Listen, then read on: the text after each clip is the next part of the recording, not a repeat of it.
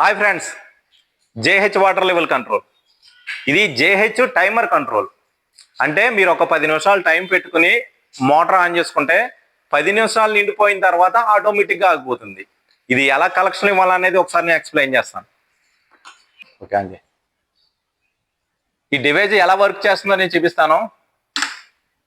ముందుగా device on చేయాలి.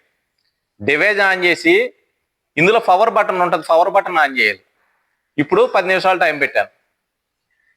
ఈ 10 నిమిషాలు టైం పెట్టిన తర్వాత స్టార్టర్ ఆన్ చేసుకోవాలి.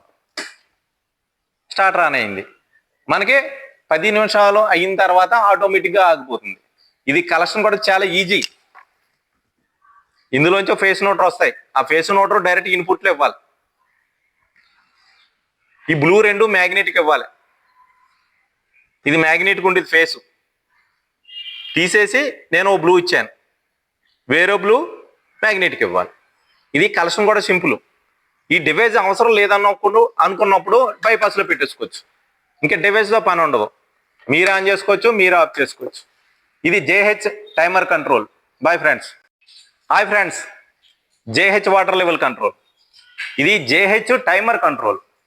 అంటే మీరు ఒక 10 నిమిషాలు టైం పెట్టుకుని మోటార్ ఆన్ చేసుకుంటే 10 నిమిషాలు నిండిపోయిన తర్వాత ఆటోమేటిక్గా ఆగిపోతుంది.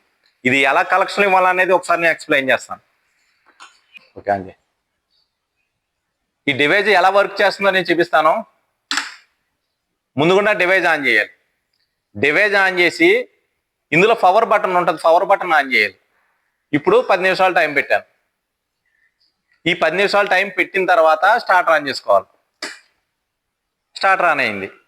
మనకి 10 నిమిషాలు అయిన తర్వాత ఆటోమేటిక్గా ఆగిపోతుంది. ఇది కలెక్షన్ కూడా చాలా ఈజీ.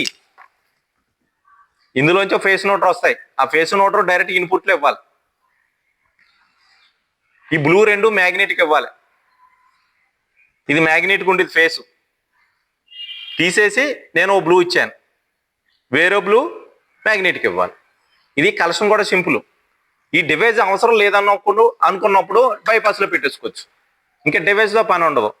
మీరు ఆన్ చేసుకోవచ్చు, మీరు ఆఫ్ చేసుకోవచ్చు. ఇది JH timer control. Bye friends.